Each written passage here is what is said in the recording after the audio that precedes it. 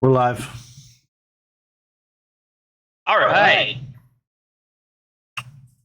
Hey, everyone. I'm sure we were up to 90 viewers at this point? Well, I'm actually on the starting soon screen. Oh, okay. Yeah, because we got no viewers currently. Calm down. So I should be at least one right now, considering there's two people in this podcast. But I think we'll make it there eventually.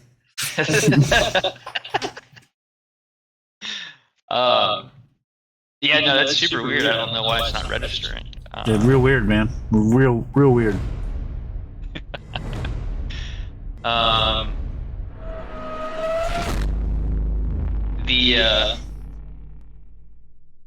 expect to see. Here's who I expect to see. First of all, I sent James Gunn a personal tweet.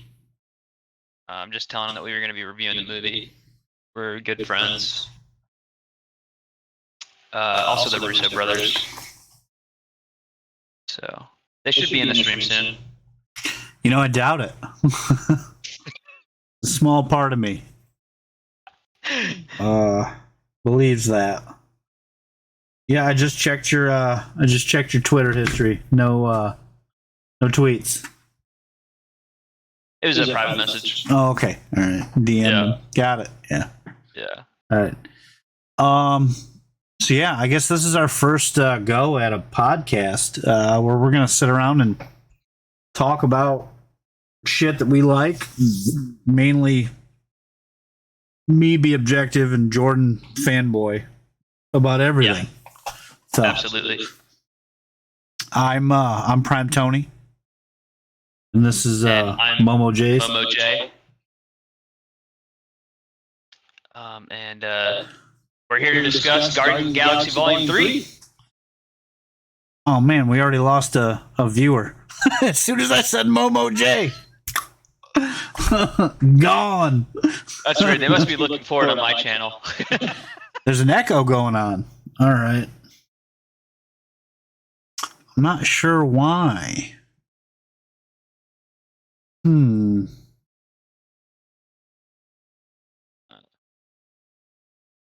I got a plan here. Let's do this. Hold on.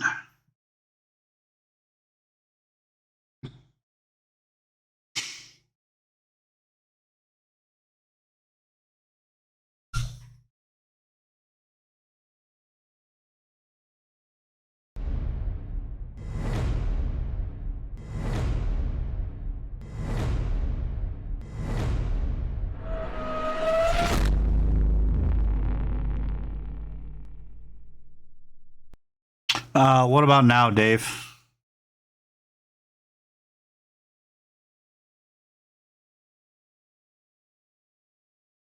Down to one viewer. Don't worry. I'm still here.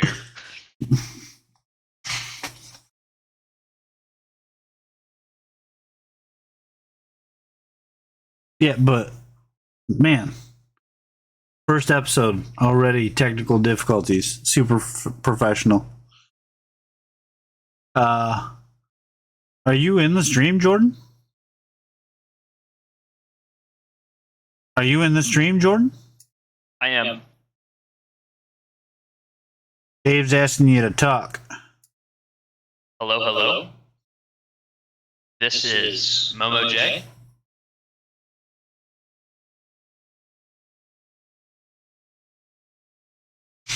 All right. It's definitely on my end. How do I pull up your...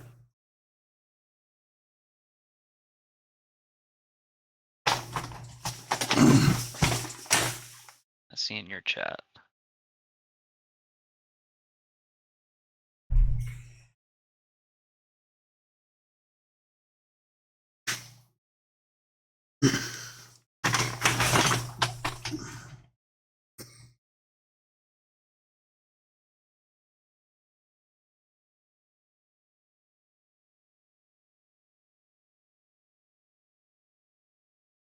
All right, say something, Jordan. Hello. Okay. Talking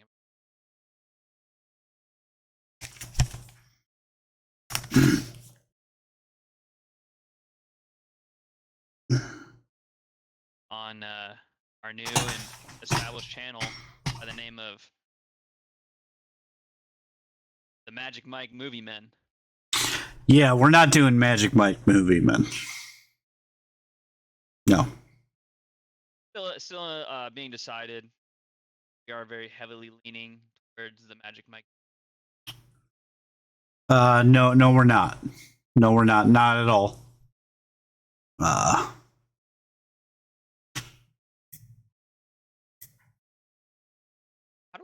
can I pull up your chat? Like, I'm in your chat up. You click the chat toggle. Man, tell me you never get in my stream without telling me you never get in my stream. Well, the weird part is it's always This it just motherfucker. pops up. Oh, it's because I have 3. All right. Well, this should have cleared up the audio issue.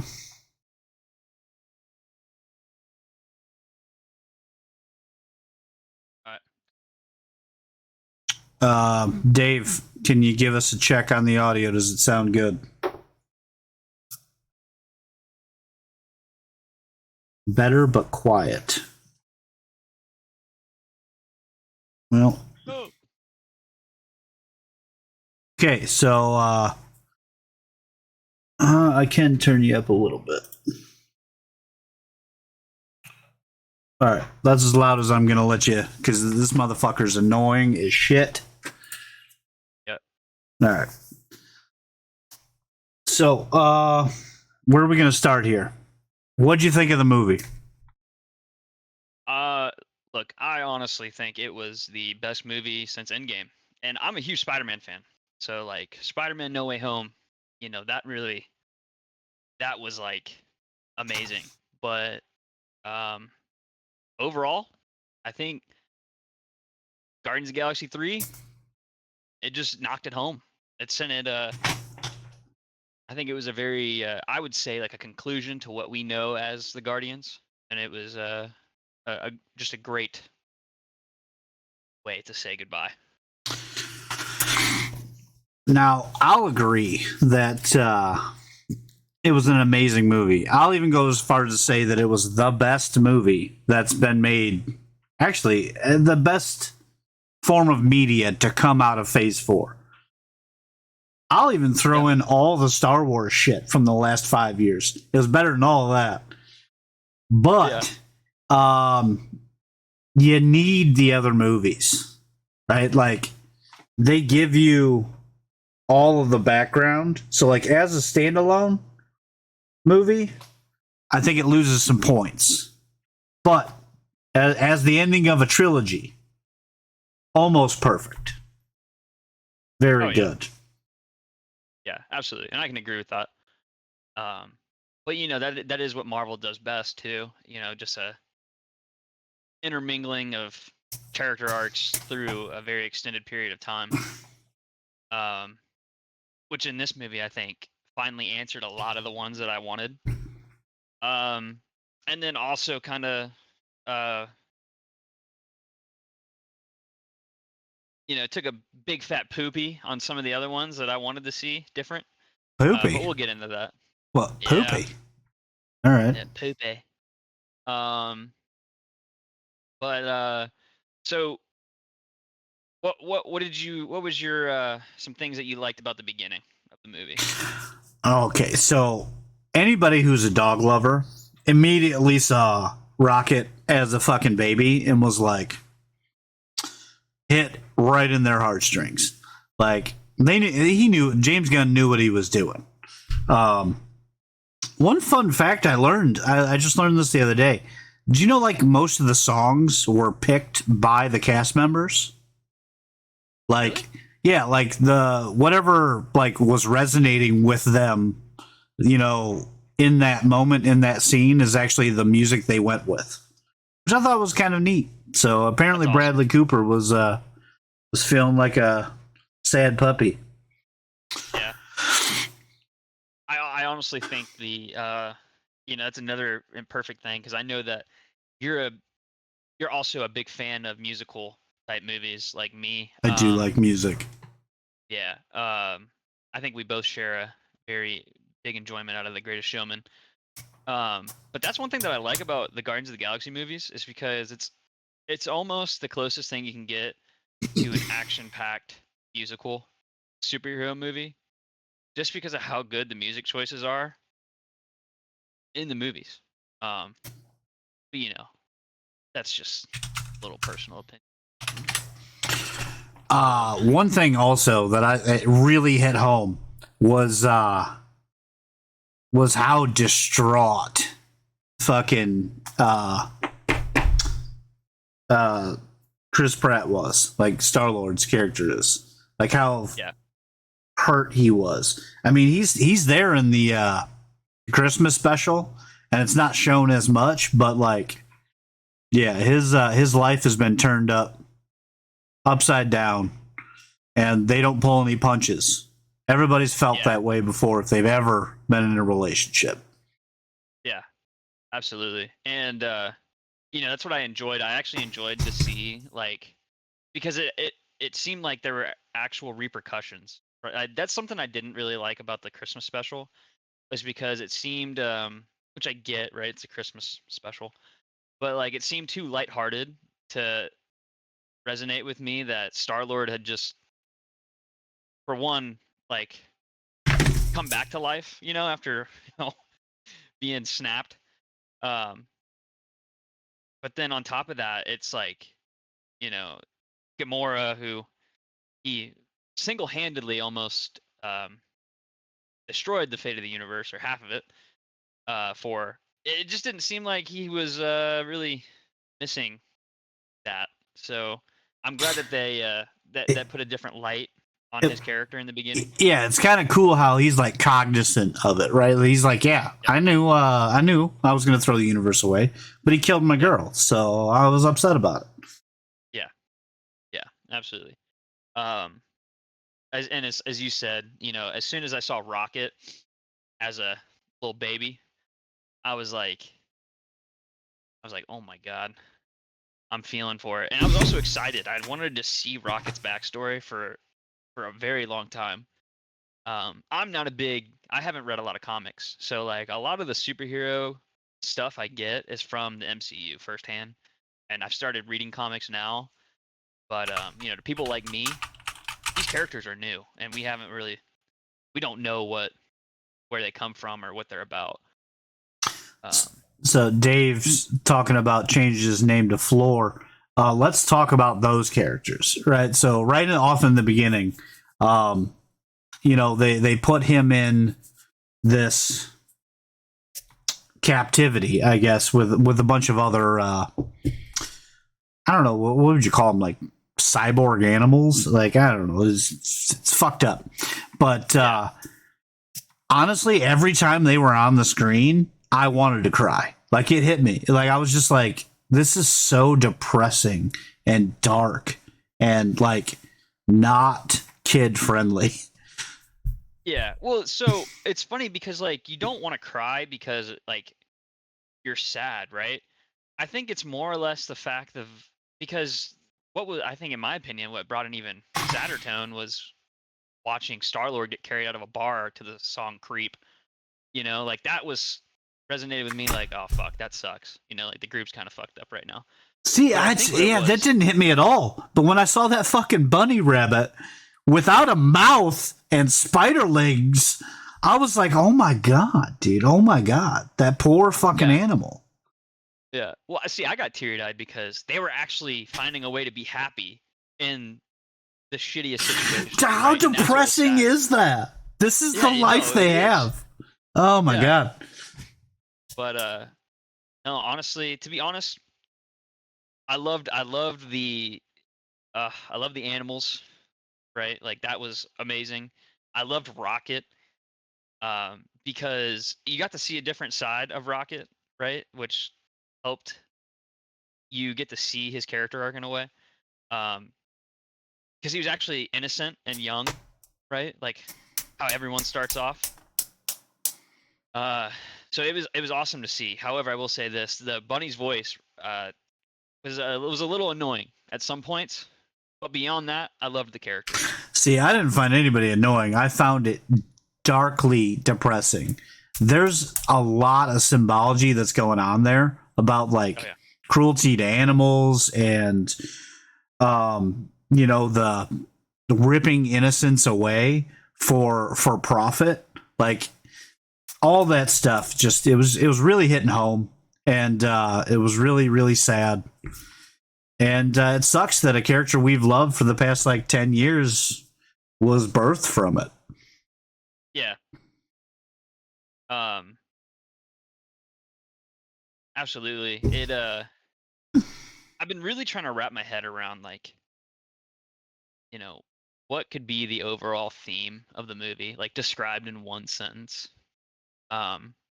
Towards the end we'll touch on it, but like it's definitely growth. If I could say it in one thing, it's maturity. Yeah. It's people growing up. Yeah. There's also some, I hate to say it almost like a Bruno Mars song, but like, there's a lot of talk about expectations or not being perfect enough. Because at the end of the day, that is why these animals were experimented on, was to find the perfect creation to be able to inhabit a new world in a way. But that's the plot, right? That's not the theme or the subtext of the movie, right? Think about every character in that movie. They get pissed off. Something bad happens. They overcome it because of their friends, and they're better off for it. It's about growing up. And if you go back and look at all the Guardians movies, they're kind of that whole journey. Like the first one's just all fun and nobody gives shit, and they're just like, all right, we'll do the right thing, but hopefully we'll make a buck along the way. And then the second one's about figuring out who your family is and who your parents are, and coming to terms with them being people too. And this last one's really just about becoming an adult and moving on with your life. Yeah. Well, there's also an aspect that touches on, like, because you got to think the High Evolutionary, he basically tells Rocket at some point. Sorry, I'm reading Dave's comment here. Even with Mantis, you see such a growth that she realizes she's never lived on her own free will. It's true. But like you see something with the High Evolutionary, like telling Rocket that he and his friends aren't going to be a part of the new world because they don't look good enough, right? Or they're not good enough. They're not the finished product.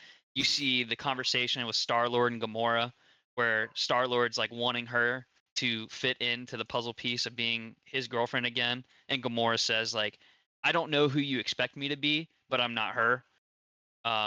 You see a lot of like whenever Nebula questions why Drax and Mantis are a part of the team, because basically they just carry them around, right? Like they have to pull their weight along. And then like as the, especially in the final act, you get to see like how each of them contributes. Like there's also a really good theme of just showing that like there is no expectations, right? Like you are good enough at something to be worthy, right? Something like that. I think, but that's when I talk about growth, right? So it's not about being okay. And like, yes, that's true. Like it doesn't matter what you are. There's a spot for you in the world. But what this movie did right, and what it did very well, was it let the characters realize that they are okay, even if they're not perfect. Look at Drax is a great example of that, right?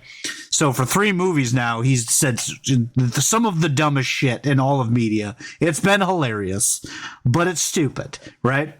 Yeah. And if you remember, I think it was in the second movie, he's like, only idiots dance. I'm not a dancer. Quill, you got to find a dancer because you're a dancer.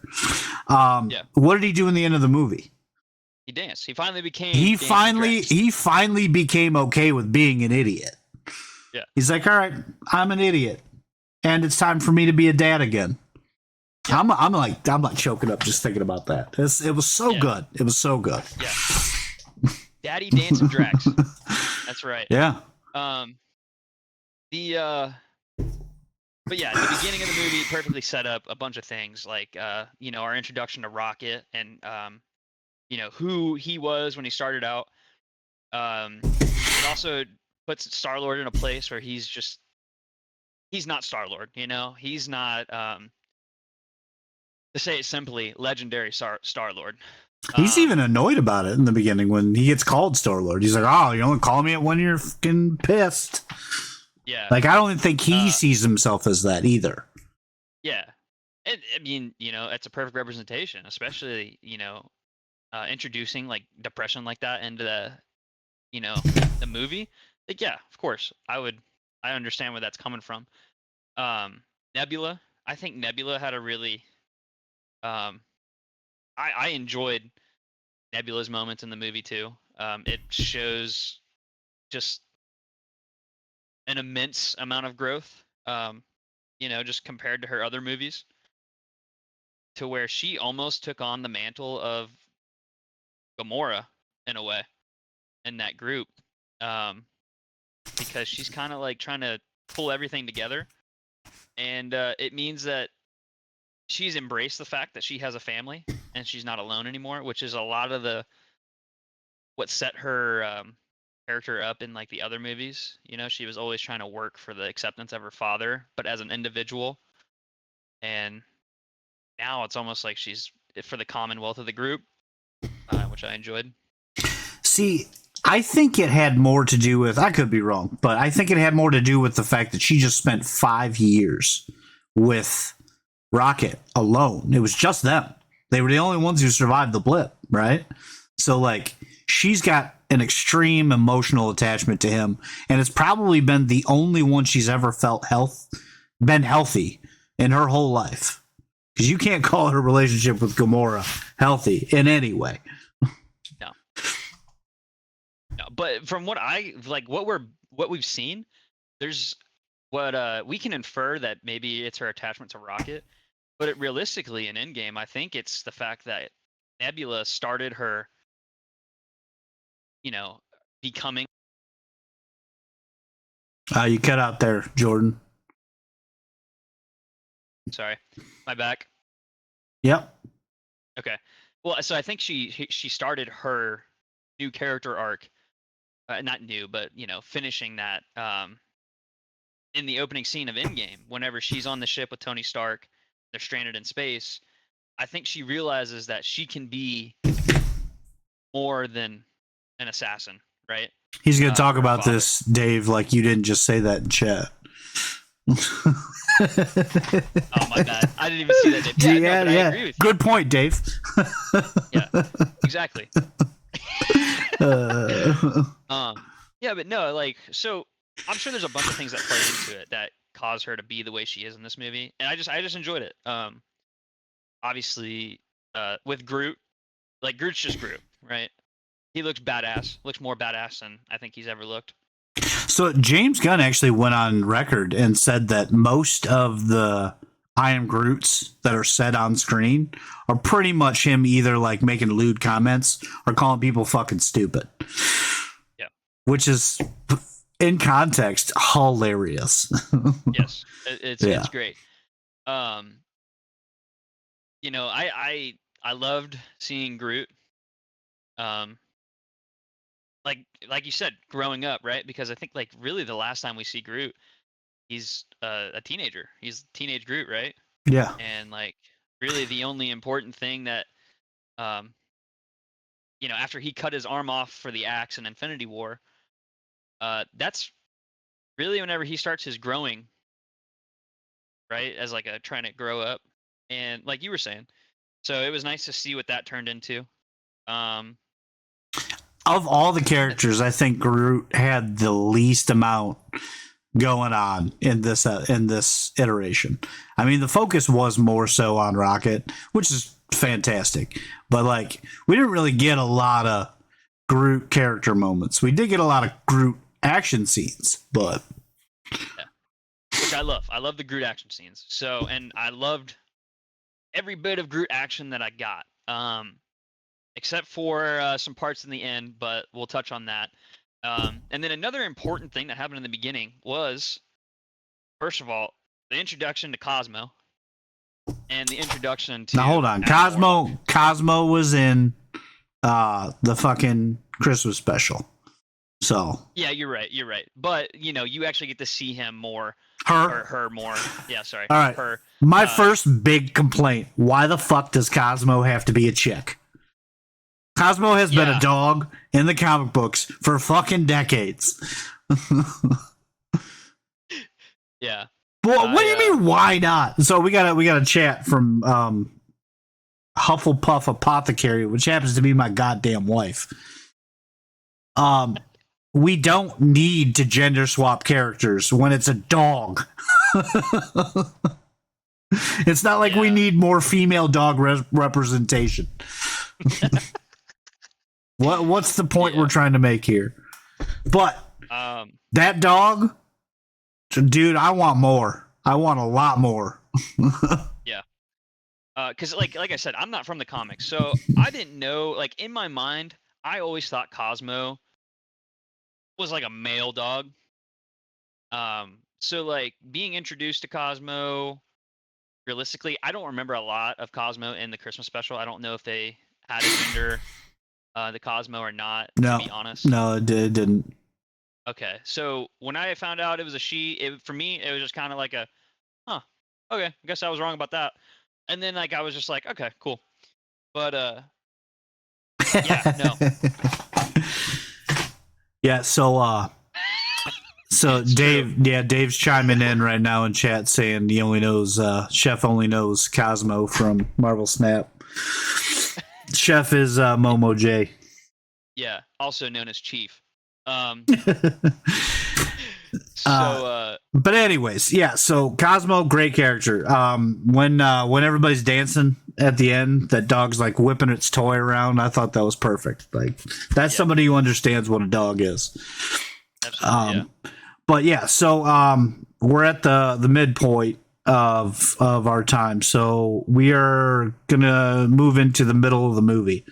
Now, what I thought was great for the midpoint, if you'll allow me to keep talking, was everybody just immediately banded together. So like Rocket, he's hurt. Adam Warlock gets introduced, pisses everybody off, beats the shit out of the whole team. Then Rocket gets hurt, right? And nobody complained or bitched or whined or anything. They were just like, yep, we got to figure this out. We got to go over here and get this thing. Everybody's on board immediately. Let's just go do it. That really shows like how much of a family like all these people are. Yeah. Yeah. Agreed. I think so at that point, their main thing is to figure out to get the files to access the code to turn off the kill switch for Rocket. Yeah, the MacGuffin. It doesn't matter what it was. It was just the thing to keep him alive. Yeah. So they go to I don't remember what the place is called, but it's basically the planet of made out of organic life, right? God, what was it called? It was like the Ogapon or Ogadogo or Ogacorp like or yeah. Yeah. I think just like the Guardians of the Galaxy movies do, perfect. It was a great sense to bring in a way to advance the feelings of characters, because that's whenever we see Gamora again. Once they meet up with the Ravagers, we find out Gamora is a part of the Ravagers, and she's helping them on this mission.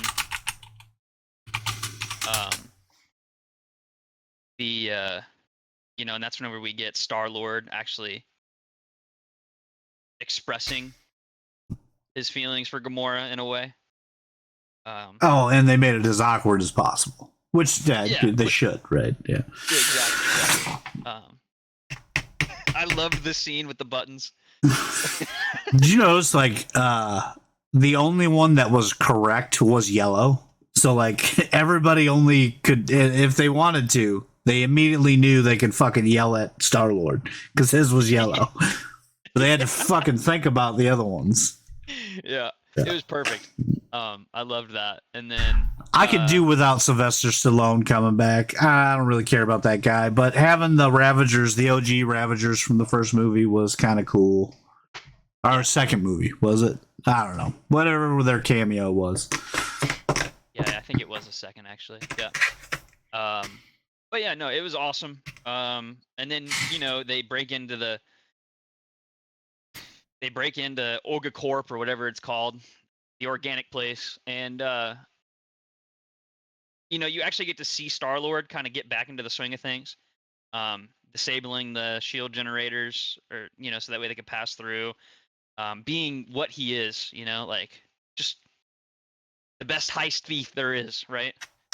Um, but he still has, like, Gamora's still one of his mental barriers holding him back, and that shows pretty well.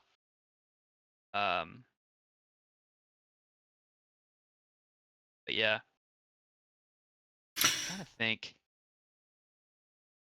Did you notice a difference in Star-Lord from, like, his first movies? I don't remember. I have to go back and watch the first movies, So obviously. he's definitely lost confidence. He's definitely gotten a little bit more, I guess, in his own head because he used to just make decisions impulsively, right? He's also become a little bit more skilled. Like they had him like throwing the ball and catching it, right? If you remember, he fucking dropped it in the first movie. So like, Yeah. small little things like that. Yeah.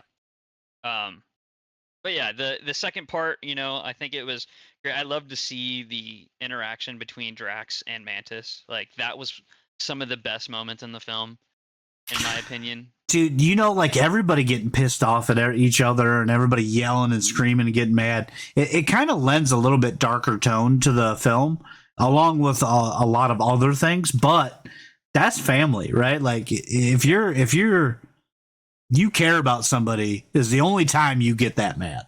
It's really neat. Yeah. And there's another thing we didn't touch on. I forget the This is the stalling for time, Jordan. yeah, I forgot his name. Hold on. Oh yeah, no, Sean Gunn, who plays Kraglin, right? Yeah, crackling. Yeah, I thought that was awesome too. Just him trying to learn the arrow, and, like, in the beginning he's shitty with it. Cosmo whoops his ass, and the whole bad dog thing. All of that. Great. I'm getting that tattooed on me. I want a t-shirt. Let's take it back. But I think in the middle we also get introduced to Rocket kind of being in the experimental stage, but he's more advanced, right? Like, he's older. They start talking about names, like how they want, like, what their names want to be. And we actually get to see, like, how Rocket kind of got his niche, niche. I don't know what a niche is. He got his niche for being a tinkerer, right? And his niche. The niche. Perfects the design for the High Evolutionary, which is kind of what he was designed to do, but you can see the High Evolutionary reacts in a negative way, right? I don't know. I didn't see him reacting in a negative way. I thought he was really happy about it. The negativity came in when he was like, well, how did I do that? How do I do it again? He wasn't mad at Rocket because he didn't give a shit about Rocket. He was just like, this is what I want all of my creations to be. How do I make sure and do it? See, I didn't take it as that. I took it as he was. It almost seemed like a narcissist, right? Like, that was like the perfect example of a narcissist, to say, like, he is trying to build a better society, right? And all these experiments are meant to be, the next step of evolution, right? And be better than what is current. And he creates Rocket, and Rocket, you know, basically outdoes him by figuring out what's wrong with his experiment. And then at that point, he's happy about it. But then I think as you start to see the High Evolutionary start slipping, and he becomes a little bit more, I would say, dangerous in his methods. He starts bashing Rocket, right? Like he starts individually. He's like, "You're just you're just like a mutt, right?" Like really laying into him. Like, how can you do this? I created you, right? And Well, if you remember back, he actually doesn't ever insult him. He says, "How can like he's?" I think he says, "How can you have figured out that there was a filtration problem and not figured out that you're not going to this planet?" It's almost like he smiles at that point because he's like, "You are so insignificant to my life that I don't care that you figured it out. It's just that I want to figure out how you did so I can make it again. And all of you are just going to die, and I don't care." Yeah. Yeah. And with that, we see Rocket become, the Tinkerer almost, like he creates that. Listen, that the key Tinkerer card. is an actual character, and he has not become the Tinkerer. Well, he gets his niche for. It's neat. It's not neat. Just say it the right way.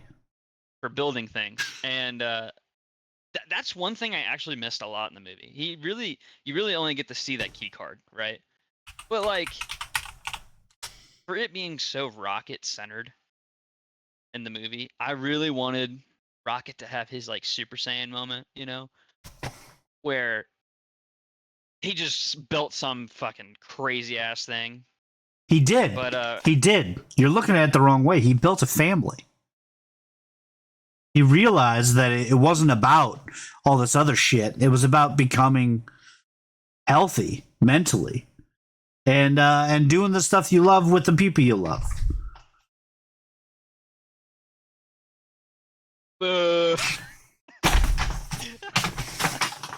No, I wanted a big gun to makes annihilate. Sense. I wanted the big gun to annihilate the High Evolutionary. No, but MoMoJ plays. Not a fan of subtext. I think we're starting to get to the end of the movie now, but let's talk about how. Go ahead, finish your thought. Okay, I was just gonna say we see Adam Warlock kind of go through. He's obviously, I don't know a lot about him in the comics, but he's definitely got a lot of a maturity thing to go through. Well, he's basically Space Jesus in the comics. Yeah, so I've only played the Guardians of the Galaxy game is kind of where I have a main basis of it from. But excellent game, by the way. Everybody should play that. Absolutely, very good game. Great game. But yeah, you see the High Evolutionary kind of belittle him and his mother too. It just definitely a god complex from the High Evolutionary. Complex. He is a god. Not from what I saw. So that's one thing. Let's talk about that, right? So that's one thing that James Gunn has been on record. Think about everybody that they fight in all three of the main Guardians movies. They're all gods. You've got the Power Stone with Ronan, who becomes a god. You've got Ego, who's literally a god. He's a celestial. And then you have the High Evolutionary, who's endeavoring to become a celestial, who's peppering the universe with species and races of people. Yeah. That motherfucker's a god. That's a good point. However, as we all know, gods don't bleed, and Rocket fucked him up. Well, so. No, hold on. What is nowhere? Isn't that? I don't know a lot about Nowhere. Okay, but so I'm thinking it's the head of Nowhere- a Celestial, right? Exactly. And do you know what the yellow goo was from the first movie? It's spinal Yellow goo. fluid. Yeah, they From the were. first movie? Yeah, in the very first movie, they go to Nowhere, and Drax get like knocked into a pit, a yellow goo. Yeah, Yeah. There Nowhere exists because they're like farming that goo, right? Huh. The God goo. Okay. God's bleed, my friend, and they've done it in all three of the movies. It's just not the same color you think it is. Yeah. Plus Thanos bled too whenever Tony and him faced off. So. Well, I That's mean, all right. Thanos is also not a god, but yeah. Well, he is in my definition. Look, a god This is guy. based on how badass you are. Oh, all right. Yeah. Definitely towards the end too, we get to see Adam Warlock kind of go through that moment of like, oh shit, I have to be, a grown ass man. During the final act. What was that creature? Is that from the comics? No, I don't think so. No, I don't. Are you talking about the little dog-esque thing? Yeah. Yeah, not that I know of. We do got somebody in chat, the Goad Saw, and I think they know us, but I don't know him. Gotti Saw. I feel like I've seen Gotti Saw in my stream before. I don't know though. It might have been a while. We need a real name. We need a real name here. Robot laughed. Yeah, we probably know him. All right, so we've got nothing. Jon Snow. That's it. Okay. Which one of my Game of Thrones friends are you? All right, so getting back on topic. Yes, God's bleed, and the Guardians are now on God number 4 that they've killed. Tell your dog shut up. We're in the middle of something. Okay. Here, hold on, let me mute myself. This guy, he tells me I've got 3 questions to ask. Shit. This has got to be somebody we play a game with. So anyways, Tony, take us into the end of the the end part of the movie. What were some things? I don't like being told what to do. So, I'm going to go ahead and do it on my own. Okay. I get 3 questions to ask to guess me. First Glory. No, he actually has a screen name. Are you from Britain? That narrows down about a third of the friends. Yeah. So, one thing I really did want to bring up is that there's a lot of dark characters in this, right? So, we talked about that earlier about how some of the bunny rabbit and the fucking Tiefers guy, they're really dark. It's really sad. But there's a lot of dark humor in it too. That's has no place in a Marvel movie. I found it enjoyable, but I guarantee there's going to be people that didn't. How the dude just rips off the pig's head. Yeah. Yeah, and then they treated it like it's a joke and just walk on like it's nothing. But I was like, oh my god, that's the same thing that Rocket is. Right? This monstrosity that gets built and doesn't have a choice. And then they just kill it as a tagline. I'm like, damn, that's dark. Do you have any other examples? Yeah, the family that we spend fucking 20 minutes with in their house that just gets blown up. Yeah. Yeah. It's all over all over the movie. There's these little dark tidbits of humor that, man.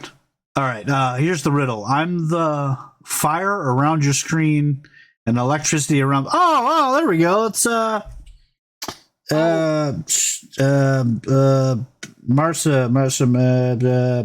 Maria. There we go. Yeah. Yes. Hello. Thank you. I didn't know she followed you. That's awesome. No, you're good. You're good.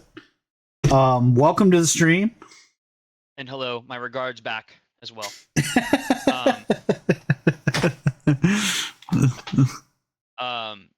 No, yeah. I honestly, the pig moment, I think that really speaks a lot about Adam Warlock too. Like it sets up a good, what I suspect to be his character arc, where he's just kind of like innocent. Well, not innocent, but like oblivious. Yeah, right? and he freaking murders a man. Yeah. He cooks him in his chair. Yeah, he's like, you know, in my opinion, he's young and he doesn't know a lot about right or wrong, right? So he doesn't know what to do with the powers that he has, but all he knows is to follow what he's told, and that's like the perfect mindset of a child, right? Yeah. You don't know your importance. You know, but I you don't do what you're really, like that guy, the actor that plays him that much. I'm not familiar with his name, but I'm not a huge fan. He was jacked in Guardians though. Like, dude was jacked. But he did a great job. Great job. Will Poulter. by the way. Okay, yeah, Will Poulter. Not a huge fan. Yeah. I don't know why you're so fucking worked up about this. I thought he was a great fit, honestly. I know he did great. He did good. Yeah. Yeah. But I mean, it's true. Every time I looked at him, I definitely saw the movie with Hell yeah.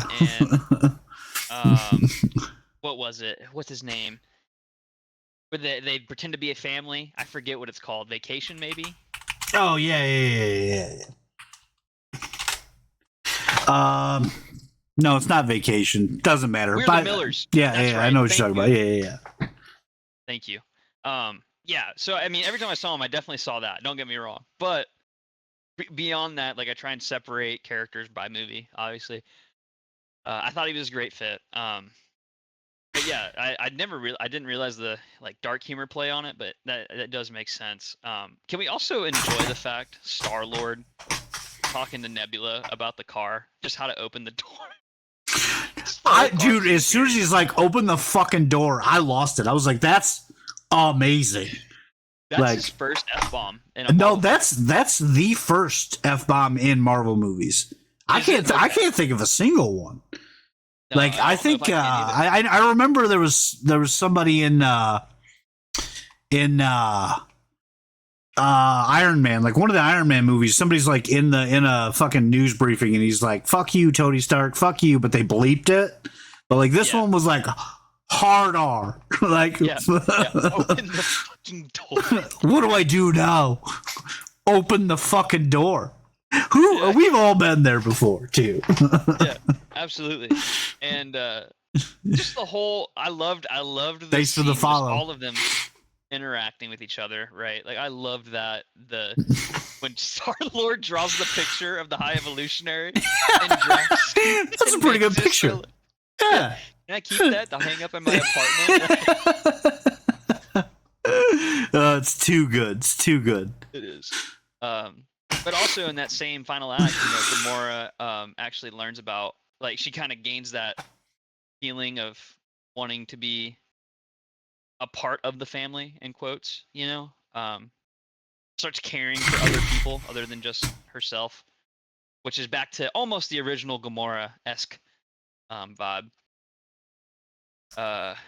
And obviously you got Drax and Mantis doing Drax and Mantis things, disobeying orders and making shit funny. So yeah, when the third act actually starts, right? They are, and now we're 5 minutes over. Here we go. And thanks again for the follow, guys. So when the third act actually starts, they're like running to the ship to save him, right? Yeah. And while Nebula is like, oh shit, the ship's taking off. I better get in there to save him. Hey Drax, fly the ship over there. And Drax is like, we can't do that. Yeah, why not? exactly. Turns around, Drax is right there.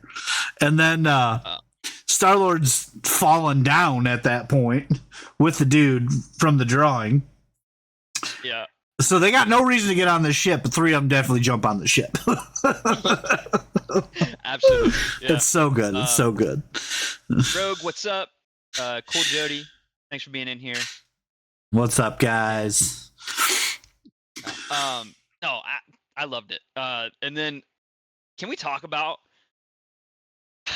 just how badass Groot was in that scene?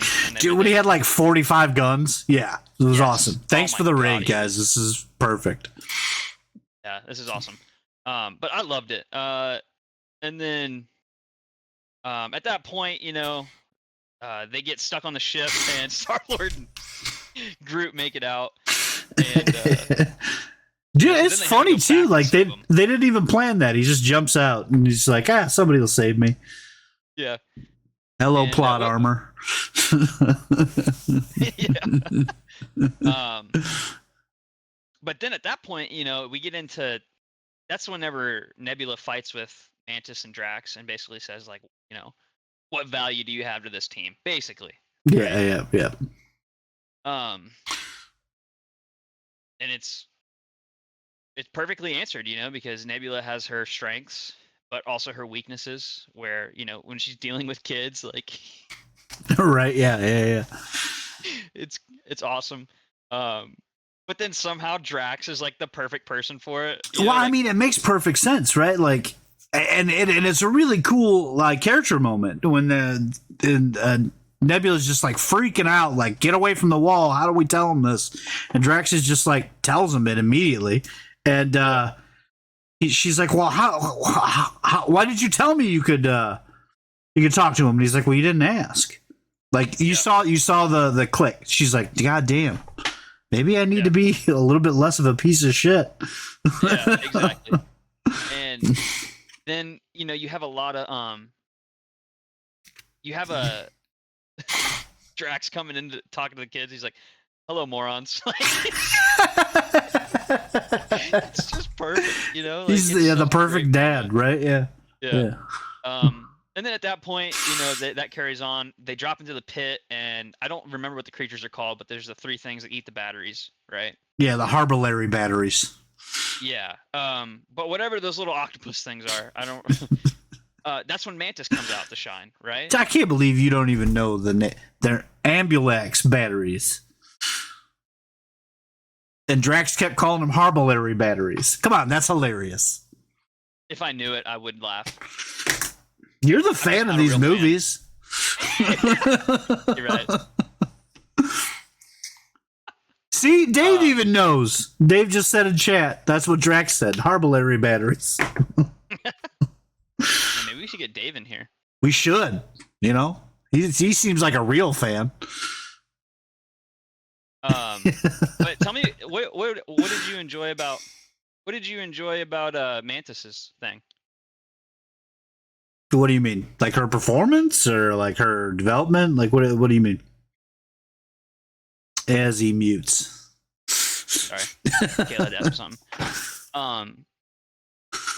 No, like just her thing. Like, you're introduced to like what Mantis can do for the team. I mean, obviously we've seen it, but in regards to the whole fight with Nebula, right? Like this is like where it's put on display of like, oh, well, this is what she can bring to the team.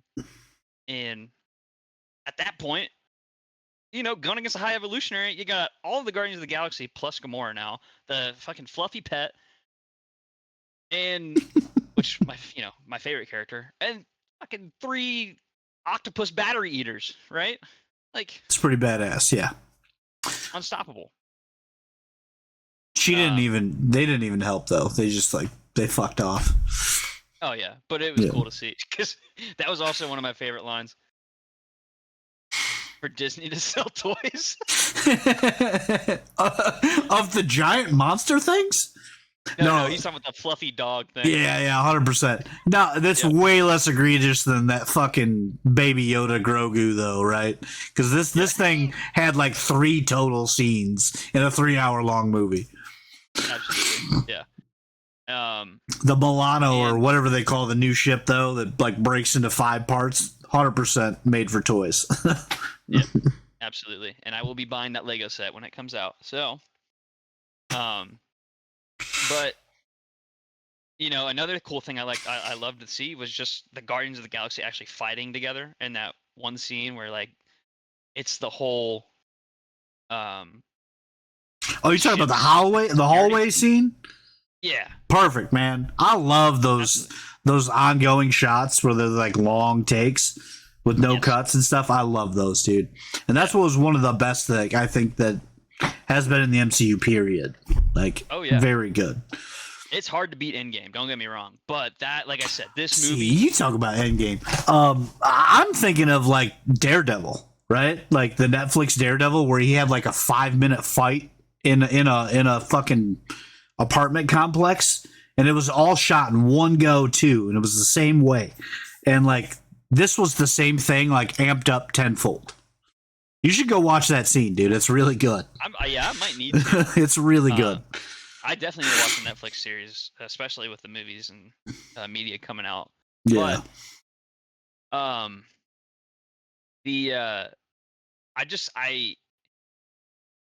I love seeing Gamora back in action. Obviously, she's a missed character for me. Yeah, and she is totally a different character in this movie. Completely. Absolutely. So, like, she did a fucking fantastic job. Yeah.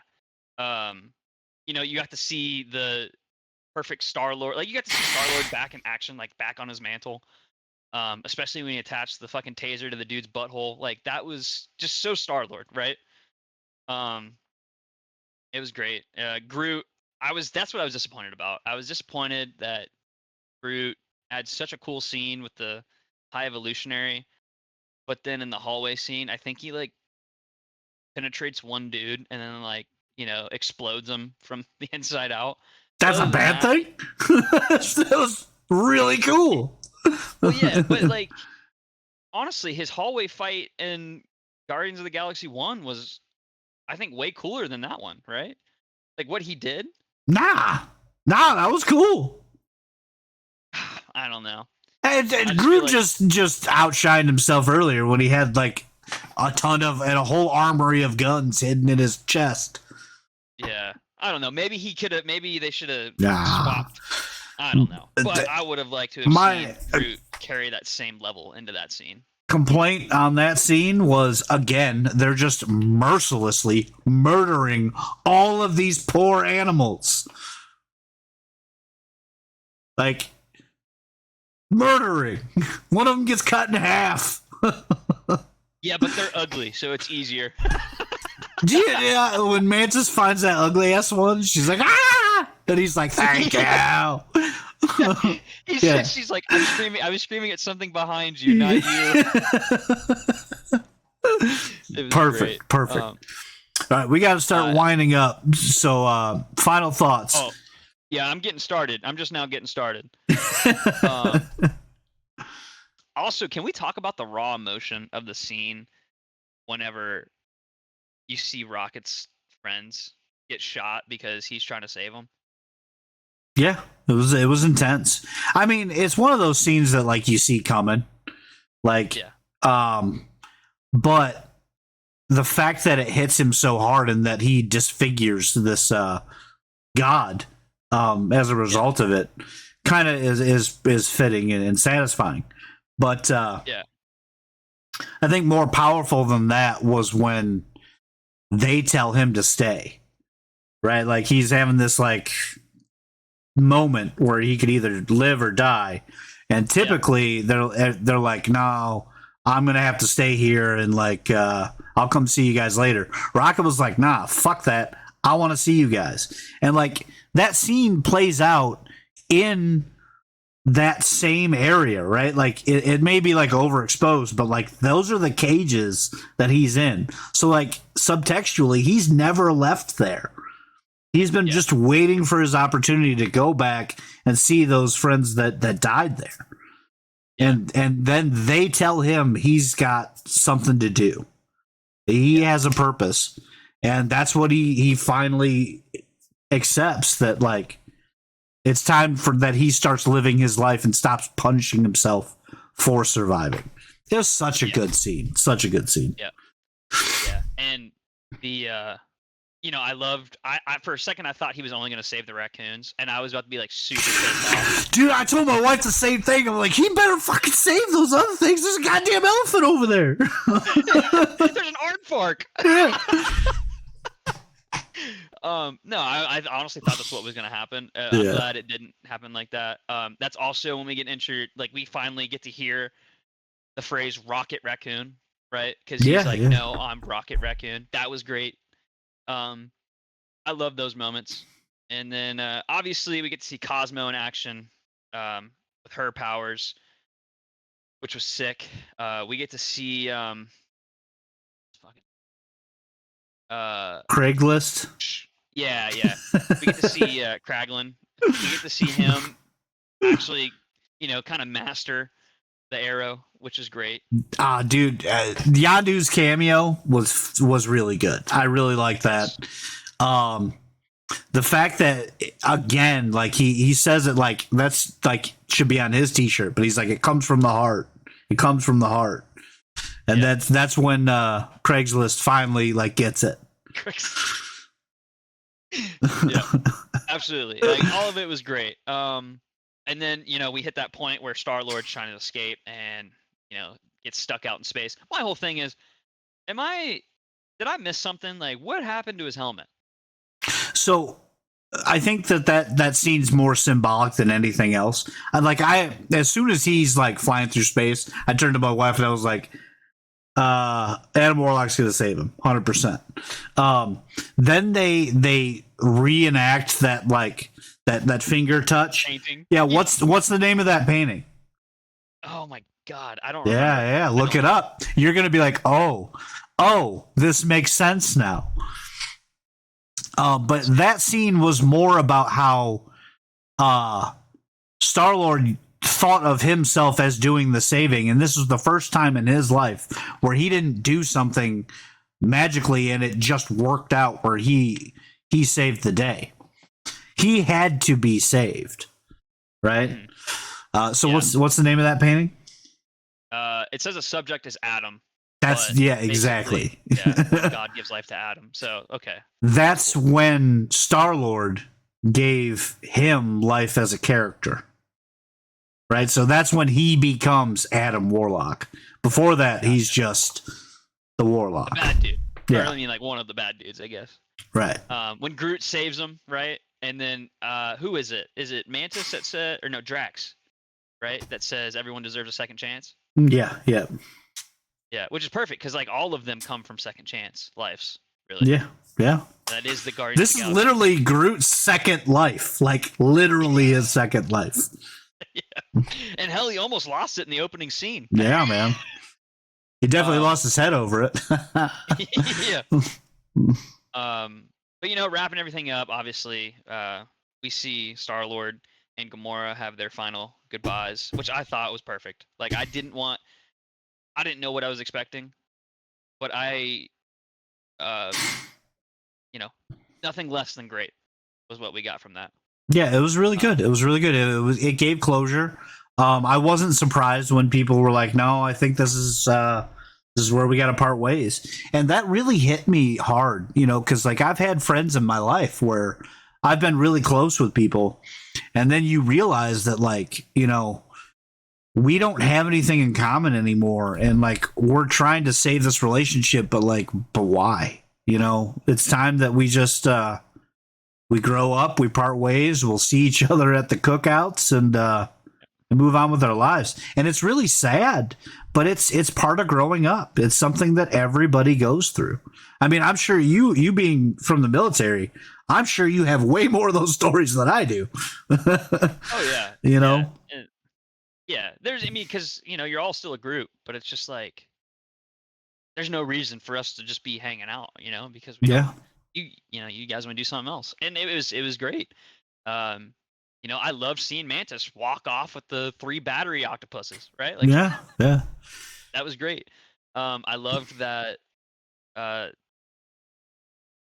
Rocket is the kind of like the new Star-Lord. He's the leader of the group. Yeah, and Nebula has a new idea about everything. Also, I thought it was interesting to see Gamora like it was actually like really heartwarming to see Gamora with at least a family, right? Because she's not alone. She's with the Ravagers, and the Ravagers are like overjoyed to have her back, right? Yeah. But also you kind of see Nebula get, I don't know if protective is the right word, but No, almost like she finds a purpose, is what it is. She's like not adrift anymore. She's like, I got all these kids here. I want to make it so they don't have the same life I had. oh yeah. But I'm Yeah. talking about the scene whenever they're talking, like Star-Lord and Gamora are talking, and then like Nebula makes her way, like makes it a point to go talk to Star-Lord. Almost like there's some, I don't know, maybe some feeling there. What do you think? No, not at all. I don't think so. I don't know. No. Star-Lord did say Thanos picked a pretty set. So. Yeah, but that gave me that creepy like what do you call it? That's like the hookup. Like, Yeah, hey, the booty call. hey, she's not looking bad. Maybe we can Yeah, like a rebound. Yeah. No, for sure. And then obviously we get Dancing Drax. One thing, okay, so this is the one thing I wanted to touch on that I hated. I hated that Groot said the line that he did. All right, so I didn't like it initially. I agree because, I feel like it would have been more powerful in a displayed in a different way. But take it with a grain of salt. I think that that's supposed to be us becoming Groot. Like in the beginning when he says we are Groot in the first movie, and like after that point, everybody understands him.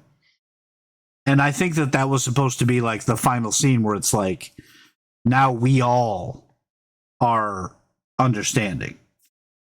Now, that being said, I think it would have been much more powerful if he still said, I am Groot, but they gave you subtitles for what it said.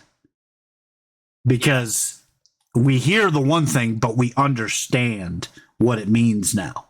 I think it would have been better. But I didn't like it initially either, but it's warmed up on me. Yeah, you know what? Thinking of it like that, I don't mind it like that. If that is the case, I think that's beautiful. And that's my interpretation. I don't know if that's true, but that's how I took it. Well, I'm gonna choose to follow yours because yours is my head canon. But yeah, overall, other than the key moments about Groot not being powerful enough in the hallway and him saying "I love you guys," like I would have much rather have had another "We Are Groot" type moment. I would have loved that. Well, you did. You just didn't know it. I mean, that's heard, yeah. Look, this is what I heard. I heard Vin Diesel, and I pictured Groot in a Dodge Charger. Family. In Fast and Furious 10, right? Like, that's what I saw. Oh no. But beyond that, great movie. Let's talk about the end credit scenes real quick. There's two, so if you haven't seen it, please don't be watching this, first of all. But also, the first one we see like the new Guardians of the Galaxy, right? Kraglin, Rocket, Adam Warlock, and Groot, obviously. And you're forgetting one. Yeah, she's very important. Girl. Yeah. See, I didn't know anything about her, so I had to look it up, right? She ends up becoming Quasar, which is a fucking huge character. What is it? Is it, how do you say it? Phyla-Vell? Yeah. Okay. And I'm assuming that's her, right? Phyla-Vell? Yeah. Okay. So I don't know anything about Phyla-Vell, but I know when I left the movie, I was like, who the fuck is she? Because she looks crazy. So, seeing that scene, I love that they also introduced clicking on 2000s, which is kind of like moving on, right? But at the end credit scene, he brings it back to "Come and Get Your Love," which is, I think, what we open up with in Guardians 1, right? Yep, 100%. Yep. So we're leaving with what we started with. Yep. Yeah. So that was great, and Apex Groot or whatever, King Groot, whatever they want to fucking call it, looks sweet. Yeah, right. Looks sweet. Exactly. But like Adam Warlock is like Omega level, like he can destroy planets and shit. So like, do we really need anybody else? Yeah, and that's what I'm excited to see. Like that's what I'm excited to see play out, how that all works out. I mean, obviously, um, this is creating the next teary-eyed moments for the big bad face-off, right? Like I can kind of see what's going to happen. Obviously, speculations, right? Gamora is going to end up coming back with the Ravagers at some point, and we will see Star-Lord, but to what capacity? Not to the Guardians of the Galaxy Star-Lord, right? And I think that's why they introduced the legendary Star-Lord, because that means I'm pretty sure doesn't he kind of go off on his own at some point in the comics? I mean, he's gone off on his own, come back, gone off, come back. He actually marries Kitty Pryde at one point. That's awesome. Yeah, that's Um, he's a big character. they need to introduce the mutants. So one thing, the only speculation I could have, I genuinely don't think that they're going to do any more Guardians movies. I think they're going to end it here. There's the core group changed quite a bit over the years from in the comics. They added people, took people away. They were never like a hugely popular group.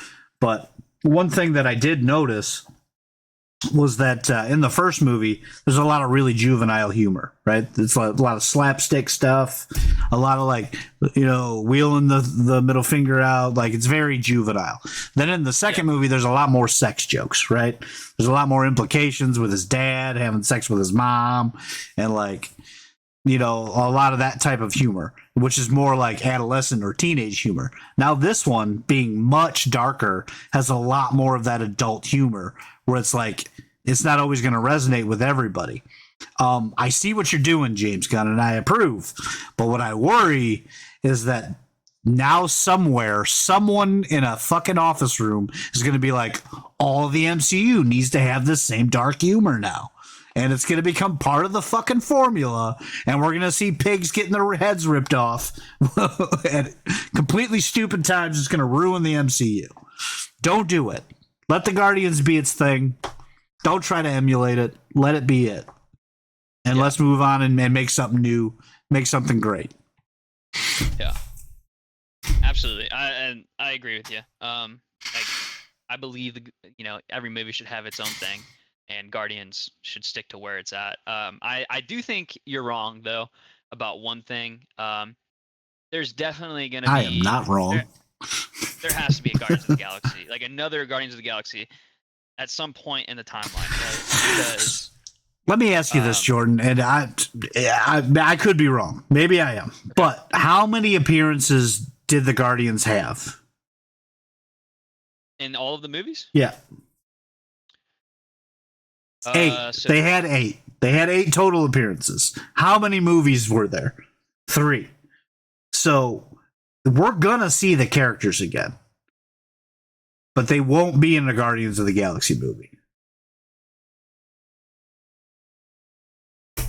Now, are we talking about movies or media? Because I definitely think I'm saying we're not going to get Guardians of the Galaxy version 2. We're not going to get like how they're doing with the Avengers, right? We're not going to see that. I don't think we're going to see Guardians of the Galaxy Volume 4 either. But we'll see him in other ways. Maybe Star-Lord's part of the Avengers. There's also a lot of other Galaxy-esque teams that could come about also. Yeah. Well, we know we won't see James Gunn again because he is going to be the new director person for DC stuff now. So he's done with Marvel. Listen, have you seen Peacekeeper? I haven't. Oh my god, it's probably my favorite piece of James Gunn work. Really? The intro we played at our wedding. Okay. Yeah, it's amazing. I'll have to end up watching that. But another thing, in the Star-Lord end credit scene, whenever he's just eating, I'm pretty sure it was Pops. Yeah, the cereal bowl.